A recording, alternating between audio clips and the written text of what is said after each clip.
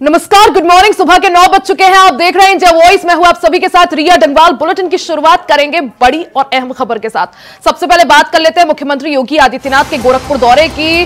गोरखपुर से बड़ी खबर। गोरखपुर दौरे पर मुख्यमंत्री योगी आदित्यनाथ, सीएम योगी आज पूजा अर्चना करेंगे और गौ सेवा भी करेंगे। गोरखपुर में जनता दर्शन कार्यक्रम का भी आयोजन हो सकता है। इस दौरान सीएम योगी आदित्यनाथ कार्यक्रम के तहत लोगों की समस्याएं सुनेंगे। साथ ही एक दिया शहीदों के नाम में कार्यक्रम में भी सीएम योगी आदित्यनाथ शामिल होंगे।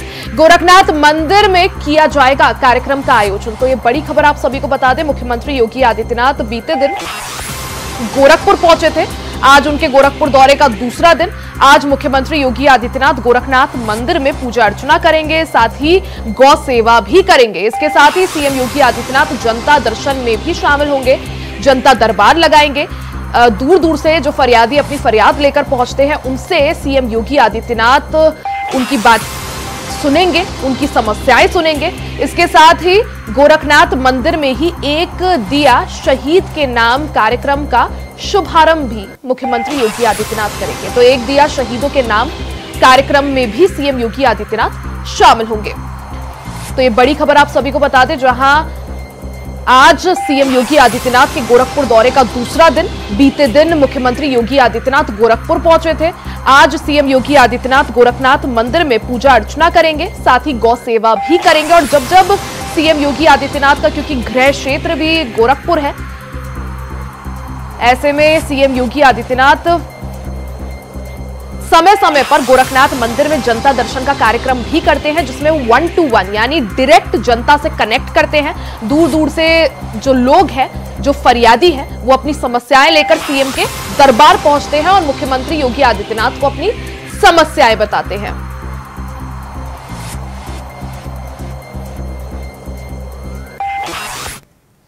वहीं कानपुर से बड़ी खबर आप सभी को बता दें, जहां सपा प्रत्याशी नसीम सोलंकी ने मंदिर में पूजा अर्चना की। नसीम सोलंकी ने वनखडेश्वर मंदिर में पूजा अर्चना की। दीपावली पर मंदिर में शिवलिंग के पास दीपक भी जलाए।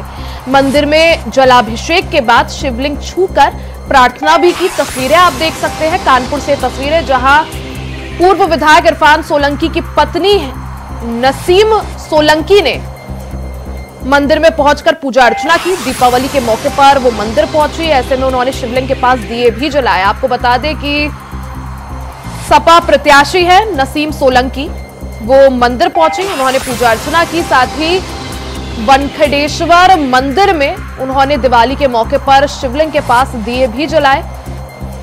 सपा के पूर्व विधायक इरफान सोलंकी की पत्नी है नसीम सोलंकी, और अब की बार एक बार फिर से वो चुनावी रण में है।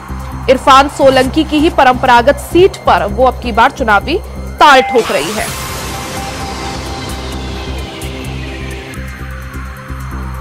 तो ये बड़ी खबर आप सभी को बता दें, जहां समाजवादी पार्टी की प्रत्याशी नसीम सोलंकी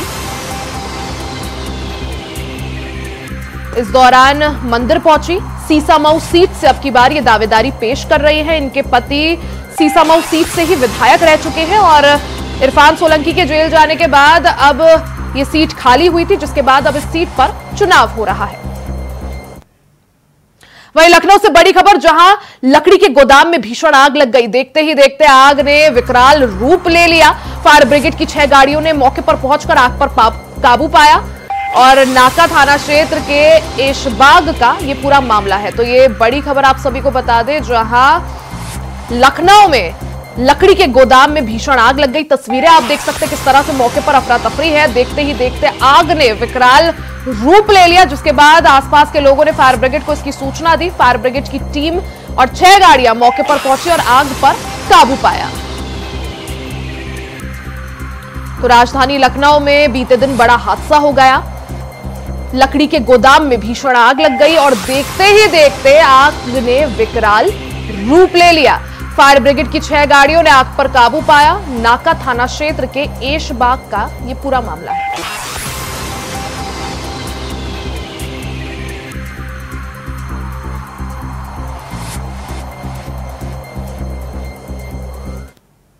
अब बात आगरा की कर लेते हैं, जहां भीषण सड़क हादसे में 2 की मौत हो गई। तेज रफ्तार 2 बाइकों में जोरदार टक्कर हो गई। हादसे में 3 लोग घायल हो गए, जिनका और घायलों का अस्पताल में इलाज चल रहा है। थाना ट्रांस यमुना क्षेत्र का ये पूरा मामला है। तो तस्वीरें आप देख सकते हैं, कितना भीषण यह हादसा, 2 बाइकें आपस में टकरा गई। आगरा के पास की घटना, भीषण सड़क हादसे में 2 तेज रफ्तार बाइकें आपस में टकरा जाती हैं, जोरदार टक्कर होती है। टक्कर इतनी भीषण कि 2 लोगों की मौके पर मौत हो गई, वहीं 3 घायल बताए जा रहे हैं। पुलिस तुरंत मौके पर पहुंची और घायलों को अस्पताल में भर्ती कराया, जहां उनका इलाज चल रहा है। तो तस्वीरें आप देख सकते हैं किस तरह से बाइक के परखच्चे उड़ गए हैं। आगरा से तस्वीरें, जहां तेज रफ्तार 2 बाइकों में आपस में टक्कर हो गई, मौके पर 2 लोगों की मौत हो गई, वहीं 3 घायल हैं। तो आगरा से बड़ी खबर, जहां भीषण सड़क हादसे में 2 लोगों की मौत हो गई है। तेज रफ्तार 2 बाइकों में जोरदार टक्कर हुई, हादसे में 3 लोग घायल हो गए, अस्पताल में भर्ती कराया गया है तीनों को ही। थाना ट्रांस यमुना क्षेत्र के शहदरा की ये पूरी घटना है।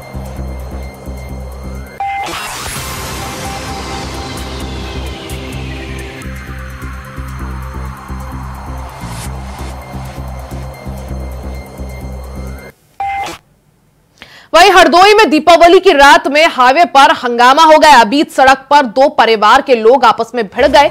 दोनों गुटों की महिला और पुरुष जमकर लड़े और इस दौरान ईंट पत्थर चलने से अफरा तफरी भी मच गई। सड़क पर गश खाकर गिरी एक महिला और दोनों परिवारों की लड़ाई में कई लोग घायल हो गए हैं। शाहबाद कस्बे के अल्लाहपुर का ये पूरा मामला है। तो हरदोई से खबर, जहां दीपावली की रात में हाईवे पर ही बड़ा हंगामा हो गया। 2 परिवार के लोग आपस में भिड़ गए, जमकर ईंट पत्थर भी बरसाए गए।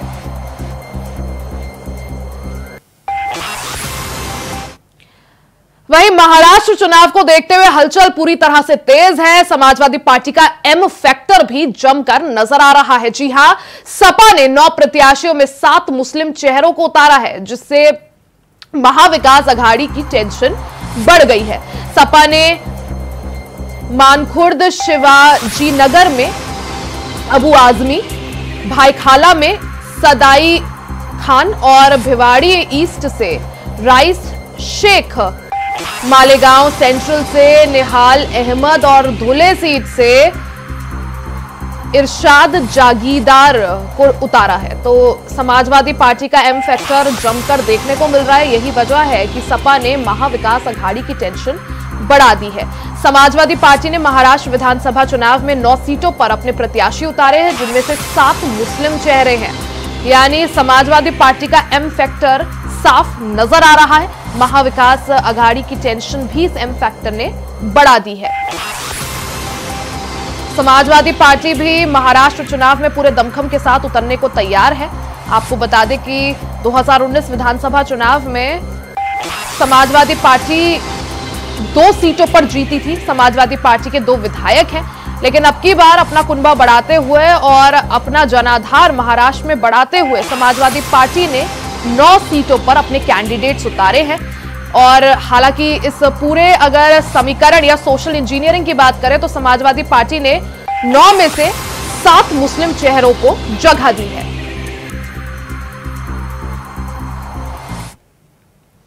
वहीं महाराष्ट्र चुनाव में भी यूपी के मुख्यमंत्री योगी आदित्यनाथ का जलवा देखने को मिलेगा। जी हां, सीएम योगी आदित्यनाथ की महाराष्ट्र में 15 चुनावी सभाएं होंगी। हरियाणा चुनाव के बाद अब सीएम योगी आदित्यनाथ को बड़ी जिम्मेदारी मिली है। आपको बता दें कि सीएम योगी आदित्यनाथ ने हरियाणा में जहां चुनावी रैलियां की थी, वहां बीजेपी को जीत मिली। यानी सीएम योगी आदित्यनाथ का स्ट्राइक रेट देखते हुए अब बीजेपी हाईकमान ने उन्हें महाराष्ट्र में प्रचार प्रसार की जिम्मेदारी सौंप दी है। तो ये बड़ी खबर आप सभी को बता दें, जहां मुख्यमंत्री योगी आदित्यनाथ का जलवा अब महाराष्ट्र में भी देखने को मिलेगा। जी हां, अब सीएम योगी आदित्यनाथ के कंधों पर बड़ी जिम्मेदारी बीजेपी हाईकमान ने सौंपी है। महाराष्ट्र चुनाव को देखते हुए प्रचार प्रसार के लिए सीएम योगी आदित्यनाथ स्टार प्रचारकों में से एक हैं। ऐसे में 15 सभाएं मुख्यमंत्री योगी आदित्यनाथ महाराष्ट्र में करेंगे। हरियाणा चुनाव में जिस तरह भारतीय जनता पार्टी को जीत हासिल हुई थी, जिन जिन सीटों पर सीएम योगी आदित्यनाथ ने जनसभाएं की थी, रैलियां की थी, वहां भारतीय जनता पार्टी को जीत हासिल हुई। यानी सीएम योगी आदित्यनाथ का स्ट्राइक रेट देखते हुए भारतीय जनता पार्टी हाईकमान ने उन्हें बड़ी जिम्मेदारी सौंपी है। महाराष्ट्र में भी सीएम योगी आदित्यनाथ 15 जनसभाएं और रैलियां करेंगे। हालांकि इस बीजेपी के स्टार प्रचारकों में से एक है मुख्यमंत्री योगी आदित्यनाथ, साथ ही हिंदुत्व का काफी बड़ा चेहरा है। यही वजह है कि भारतीय जनता पार्टी सीएम योगी आदित्यनाथ को बड़ी जिम्मेदारी देते हुए उन पर महाराष्ट्र चुनाव और झारखंड चुनाव के लिए भी भरोसा जताया है। खबरों का सिलसिला जारी रहेगा, यहां रुकेंगे एक छोटे से ब्रेक के लिए, जल्द वापस लौटेंगे, कहीं जाइएगा नहीं। ब्रेक के बाद एक बार फिर से आप सभी का स्वागत है। खबरों में आगे बढ़ते हैं, बात लखनऊ से बड़ी खबर की कर लेते हैं, जहां निर्माणाधीन नाले में बाइक सवार 3 युवक गिर गए। बाइक सहित नाले में जा गिरे तीनों युवक। बाइक सवार युवक के गंभीर चोटें भी आए हैं। एक युवक की आंख के ऊपर सरिया घुस गया, वहीं पुलिस ने ग्राइंडर से सरिये को कटवाया और व्यक्ति को अस्पताल में भर्ती कराया गया। एक व्यक्ति की हालत गंभीर बताई जा रही है। मडियाव थाना क्षेत्र के घेला चौकी का ये पूरा मामला है। तो ये बड़ी खबर आपको बता दें लखनऊ से, जहां 3 बाइक सवार युवक निर्माणाधीन नाले में गिर गए, वहीं तीनों को गंभीर रूप से चोटें भी आई हैं। एक युवक की आंख में सरिया घुस गया, वहीं पुलिस ने मौके पर पहुंचकर तीनों को रेस्क्यू किया। साथ ही जिस युवक की आंख के पास सरिया गया था, वहां ग्राइंडर से उस सरिये को निकलवाया गया। अस्पताल में तुरंत तीनों को भर्ती कराया गया, जहां तीनों का इलाज चल रहा है। तो लखनऊ से पूरी खबर, जहां 3 बाइक सवार युवक निर्माणाधीन नाले में गिर गए। हालांकि प्रशासन की यहां पर बड़ी लापरवाही सामने आई है। कई बार ऐसा होता है कि ऐसे निर्माणाधीन नालों में या इन नालों की वजह से बड़ी दुर्घटनाएं हो जाती हैं। इन नालों को ढका नहीं जाता, यही इस मामले में भी हुआ और प्रशासन पूरी तरह से सवालों के घेरे पर है कि आखिर क्यों लापरवाही बरती गई, जिसकी वजह से 3 युवकों को वो इस घटना का शिकार हो गए। 3 बाइक सवार युवक निर्माणाधीन नाले में गिर गए और तीनों को गंभीर चोटें आई हैं। पुलिस ने मौके पर पहुंचकर तीनों को रेस्क्यू किया।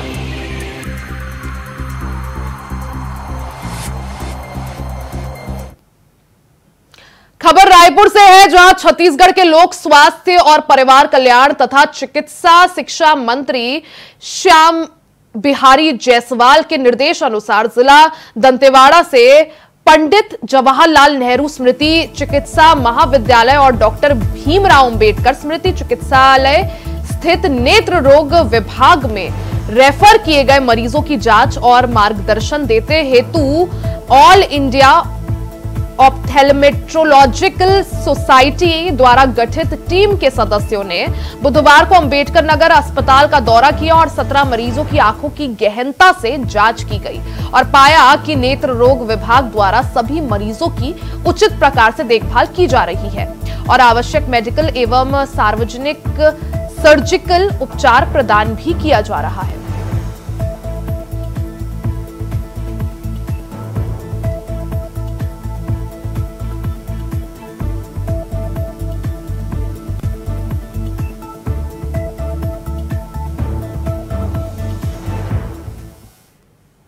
खबर बलरामपुर से है, जहां सरगुजा सांसद चिंतामणि महाराज बुधवार को एक अस्पताल में दवाइयों की कमी देखकर भड़क गए। दरअसल वो बलरामपुर जिले के सामुदायिक स्वास्थ्य केंद्र शंकरगढ़ में निरीक्षण के लिए पहुंचे थे, जहां सरगुजा सांसद चिंतामणि महाराज वहां की अव्यवस्थाओं को देखकर भड़क गए, जिसके बाद अस्पताल की बदहाल व्यवस्थाओं को तत्काल सुधारने का निर्देश उन्होंने अफसरों को दिया।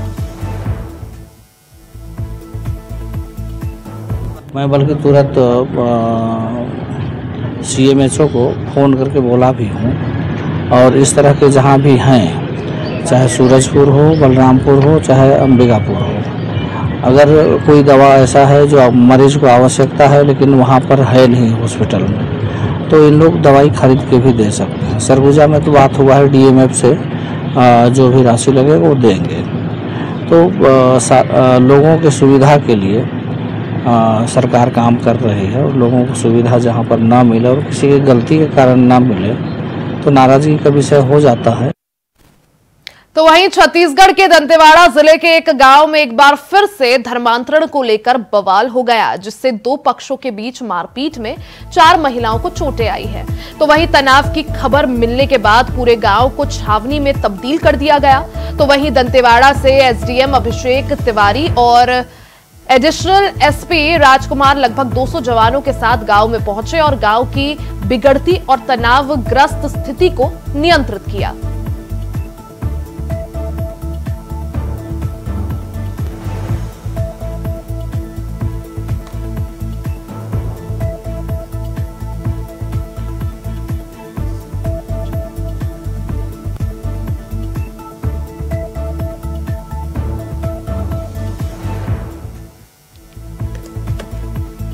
दस बजे के आसपास गांव वाले आपस में अपनी कुछ समस्याओं को लेकर बैठक कर रहे थे दो पक्षों में, और इसी बीच दो पक्षों में किसी बात को लेकर विवाद हुए हैं और धक्का मुक्की हुई है, जिससे कि कुछ लोगों को मामूली चोट आए हैं इनको।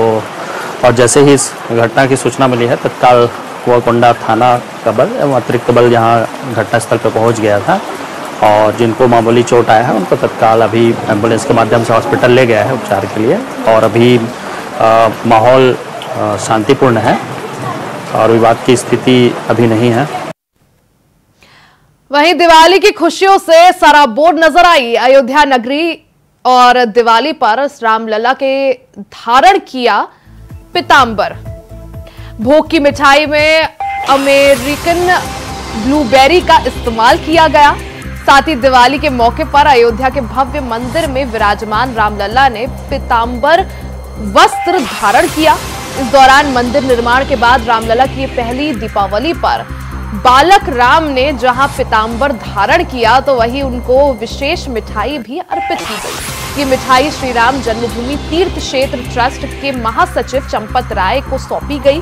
सोने के वर्क से सजी मिठाई को कई तरह के ड्राई फ्रूट्स से तैयार किया गया। इसे अमेरिकन ब्लूबेरी, यूरोप के हेजलनट के अलावा मामरा, बादाम और केसर से सजाया गया था। इस मिठाई को बनाने वाले क्षितिज अग्रवाल ने बताया कि इसको बनाने में 12 घंटे का समय लगा है।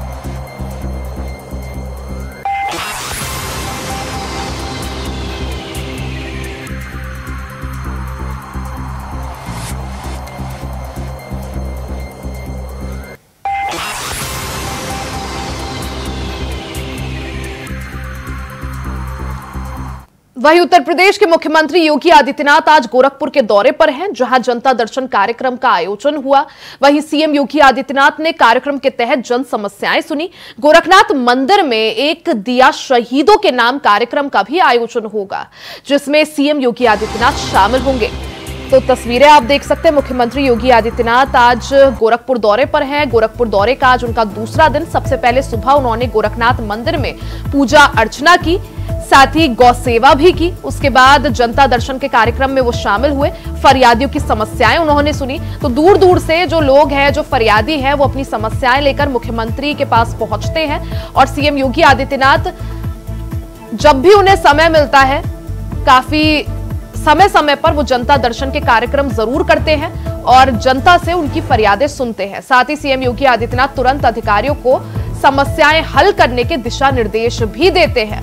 वहीं दूसरी तरफ जन समस्याएं सुनने के बाद आज गोरखनाथ मंदिर में ही एक दिया शहीदों के नाम कार्यक्रम का आयोजन होगा, जिसमें मुख्यमंत्री योगी आदित्यनाथ शिरकत करेंगे।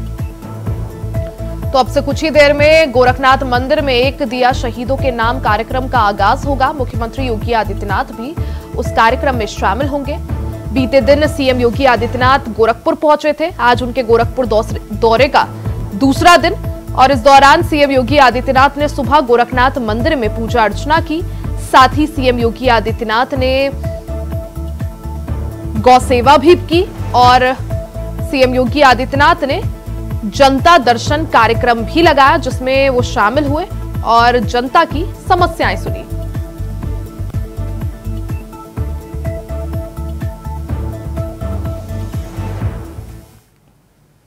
खबर देहरादून से है, जहां पटेल नगर पुलिस ने अवैध स्लॉटर हाउस का खुलासा किया है। इतना ही नहीं, पुलिस ने मौके पर एक आरोपी को गिरफ्तार करते हुए संरक्षित पशु का मांस भी बरामद किया। बता दें कि पुलिस के मुताबिक मंगलवार देर रात बाजार चौकी पुलिस ने गश्त के दौरान सड़क किनारे सहारनपुर नंबर की कार खड़ी देखी। पूछताछ के दौरान आरोपी घबराने लगा। बाद में उसने अपनी पहचान वाजिद निवासी कारगी ग्रांट पटेल नगर के रूप में बताई, जिसके बाद तलाशी में कार के अंदर प्रतिबंधित मांस मिला। आरोपी ने पास ही एक मकान में पशु काटने की बात भी स्वीकार की है। तो देहरादून से ये पूरी खबर, जहां पुलिस ने गश्त के दौरान एक स्लॉटर हाउस संचालक को गिरफ्तार किया है। स्लॉटर हाउस संचालक के पास से प्रतिबंधित पशु का मांस भी मिला है। तो वहीं छत्तीसगढ़ के जांजगीर चांपा जिले के बलौदा थाना क्षेत्र में ग्राम बुडगेहन में शराब सेवन से हुए 2 व्यक्तियों की मौत के गुत्थी को 3 दिन के अंदर सुलझाने में पुलिस को सफलता मिली है। बता दें कि पुराने प्रेमी को रास्ते से हटाने के लिए प्रेमिका ने अपने ही प्रेमी के साथ मिलकर वारदात को अंजाम दिया। तो वहीं बताया जा रहा है कि हत्या अवैध संबंध के चलते की गई थी। फिलहाल पुलिस मामले की जांच में जुट गई है। 2024 को बलौदा थाना क्षेत्र में रुपेश सांडे एवं शिवा नाम के दो व्यक्तियों की रात को संदेहास्पद परिस्थितियों में मृत्यु की सूचना प्राप्त हुई थी, जिसमें बलौदा थाना द्वारा मर्ग कायम कर जांच किया जा रहा था। जांच के दौरान ये पता चला कि उन दोनों व्यक्तियों ने शराब का सेवन किया था। उसके बाद वे उनकी तबीयत बिगड़ने लगी और वो उनको हॉस्पिटल लाया गया, जहाँ उनकी मृत्यु हो गई है। इस घटना की जब बारीकी से जांच की गई तो दोनों की मृत्यु संदेहास्पद पाई गई। इसमें अन्य उनके संबंधित लोगों से और जिनसे अंतिम उनका संपर्क हुआ था, उन लोगों से जब पूछताछ की गई तो वहीं की एक रजनी नामक महिला से मृतक रुपेश का निकट संबंध होना पाया गया, जिसकी गतिविधियां संदिग्ध पाई गई थी। उससे बारीकी से जब पूछताछ की गई तो ये पता चला कि रजनी का रुपेश से पहले से प्रेम संबंध था, लेकिन रुपेश की शराब पीने की और मारपीट करने की आदत के कारण रजनी उससे परेशान रहती थी। रुपेश को पसंद नहीं था कि रजनी किसी और से बातचीत करे या संपर्क रखे। इसी बीच रजनी का बसंत आदित्य नाम के वहीं के एक समिति के प्रबंधक से परिचय हुआ। उससे उसका मेलजोल ज्यादा बढ़ने लगा, जो कि रुपेश को पसंद नहीं आ रहा था। तो उससे परेशान होकर रजनी और बसंत ने मिलकर रुपेश को रास्ते से हटाने का प्लान बनाया। इसी के साथ बुलेटिन में फिलहाल के लिए सिर्फ इतना ही। खबरों का सिलसिला जारी रहेगा, बने रहे हमारे साथ।